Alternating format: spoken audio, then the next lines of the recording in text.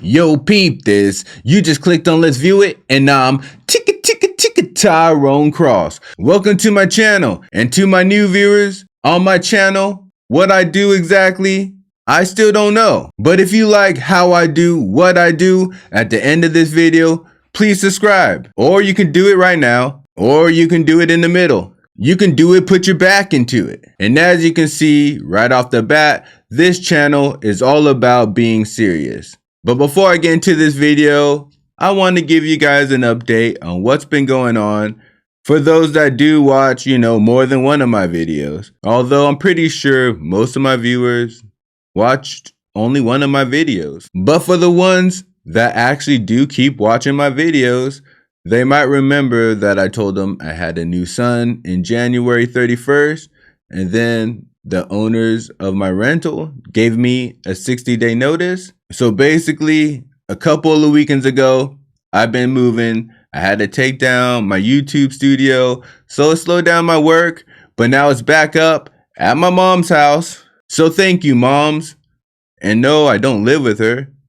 I live with my girlfriend's mom. But now that everyone's nice and caught up on my success, let's get into the video. And in this video, I'm bringing you some teachers that keep it 100 with their students. And honestly, we need more teachers like these. So you already know, let's view it. Was this teacher wrong or keeping it real? You decide. Society is trying to make you as soft as possible so that everybody feels good about themselves. Like if you're fat, whose fault is that? Yours.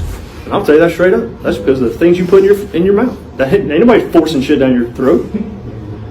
But everybody wants to be body positive. Let's celebrate fat people. Why? They're gonna fucking die because they're fat. Yeah, y'all laugh. This is the truth. Again, don't care.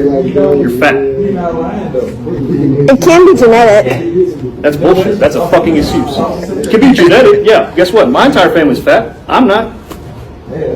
I'm one of the most in shape people around here. I do marathons. All my parents are fat. My parents are fat, and so is my brother. That's not genetics. That's a fucking excuse. That's okay. That's fine. That's the mindset y'all have. Let's find an excuse. It's somebody else's fault. It's always somebody else's fault. I couldn't get to class, coach. Whatever. It's somebody else's fault. It's not your fault. Take responsibility for yourself. Okay? No one cares, especially when you come to my class. And y'all probably should understand that by now. We're almost 20 weeks into school. Some of y'all still don't understand how it operates. Some of y'all still don't understand if you just turn your work in, you'll pass this class. Okay? The people who do, you're like, yeah, it's fucking easy. I don't see how you're failing. But I mean, there's over 50% of this class is failing. That's all it is. And that frustrates me as a person because I just feel like I'm wasting my time talking to a bunch of idiots who don't give a shit. That's frustrating as a teacher. I wish I could be in my position. They've got heads up now because Coach Diffie's throwing the F-bomb out everywhere. It's amazing how many people pay attention now. Yeah, how you saying that really kind of fuck with me. I don't need you repeating it. Yeah. Yeah, it's okay. Yeah, y'all pay attention now because I'm fired up.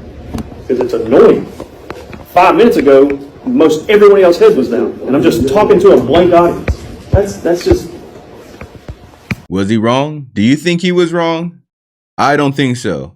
If you're speaking truth, I don't think you could ever be wrong. Just because someone don't like the truth, how are you wrong? It seems people care more about what you say than actually if what you said was true. And that doesn't just go in society, that goes in relationships too. I'm pretty sure there's plenty of men especially that they say something and their girl gets pissed because they said it. Like if you're acting like a biatch and your man's like, you're acting like a biatch, you get mad at him for saying it instead of getting mad at yourself for acting like a biatch. But let's get back to what he was talking about, which was people being fat. And yes, genetics plays a part for some people get skinnier easier. Some people can gain weight faster. That's what I believe. Some people don't even believe that, but I believe that. But there are no genetics that make you blow up into a blimp. Everybody can be skinny. You might have to diet a little harder, maybe exercise a little harder or more, but you can be skinny too. I've been skinny, chubby, and fat. And I could tell you this, when I was at my skinniest, I wasn't eating junk food. I wasn't eating any sugar. But I can hear the frustration in that teacher's voice. Because it does got to be frustrating to talk to a group of kids that don't care, when your job is to help these kids grow and become better people, but then they go and make your whole job pointless. We need to talk because last semester things got out of control. The bathroom trips are out of control. Part of the reason, Jamie, you're drinking 2 Monsters every class and going pee 3 times every class, okay? Another issue we're having is Natalie, yesterday you said you had to go to the bathroom, and somebody told me they saw you over at Subway across the street. So I have a solution, you guys, and that solution is right here. I've got a bucket, and it's not any old bucket. I've put a toilet seat lid on top of the bucket, and this is what we're going to be using in this class. So either you hold it, or you're using a bucket. You guys. But what about privacy? It's gonna smell. I thought of that, and that's why I have here a privacy tent just for you. Okay, we'll set up a privacy tent. We'll put the bucket behind it. Good to go. I heard somebody was concerned about odors. I do have toilet deodorant we can add to the bucket. It's not going to be an issue, you guys. So it's up to you. How bad do you need to go to the bathroom? That's what you need to be asking yourself moving forward. Well, that's one way to get your kids to stay in their damn seats. But just to clarify, this teacher is actually a good teacher. That whole thing is a skit.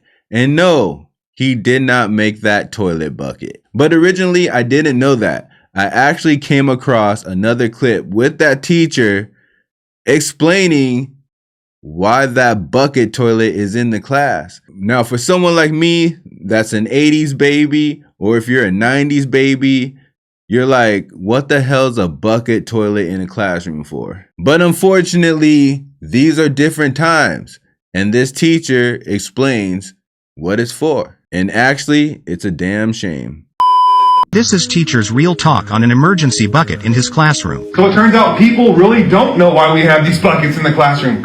It's because of school you guys. Right?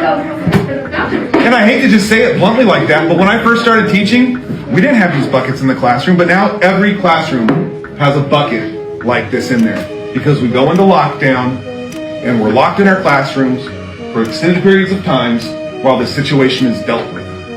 And inside this bucket is a variety of things that we would need to survive for an extended period of time in the classroom. It's a survival kit, you guys. Now these people on TikTok complaining about the bucket, how many of them do you think go to work every day and have to worry about maybe pooping in a bucket because there's a their work? Not very many. Not very many, but you do. Everybody in this classroom does. I do. That's the reality of school in America, right? I don't know about y'all, but that video hits me hard.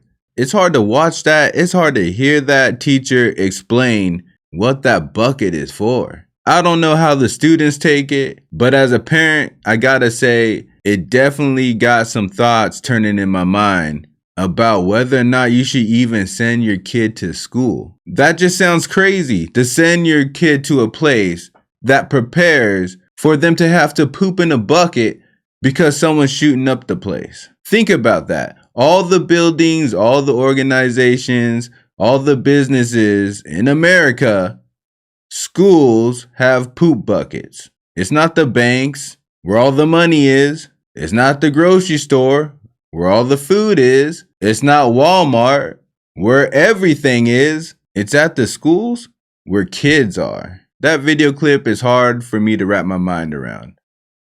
There's just no way, when I was going to school, we thought of people just shooting up the schools and remember where the poop bucket is in case you gotta go real bad. But honestly, if someone was at the school shooting it up, I'm gonna need the poop bucket. You guys already know, I still make jokes even during serious topics, so please, just love me. But also, tell me what you think. Should everyone just start homeschooling? I know my home won't have a poop bucket. It has a toilet though. And I just thought about this. What about the kids that actually have been and lived through a school shooting? Do you think those parents send them back? Or do they become permanent homeschoolers forever? There's just no way I could send my kid back to school if an actual shooting happened at their school while they were there. That's the end of their public school career forever. I promise. And honestly, my last 2 kids that are in school right now probably won't be there much longer, and they will be getting homeschooled. Because I'm a genius. I'm only playing. It's my girl that would be doing the schooling because I gotta make these awesome videos. So if this video entertained you for a while, or if you feel it has any importance, then share it and let everybody know that the schools are now having poop buckets.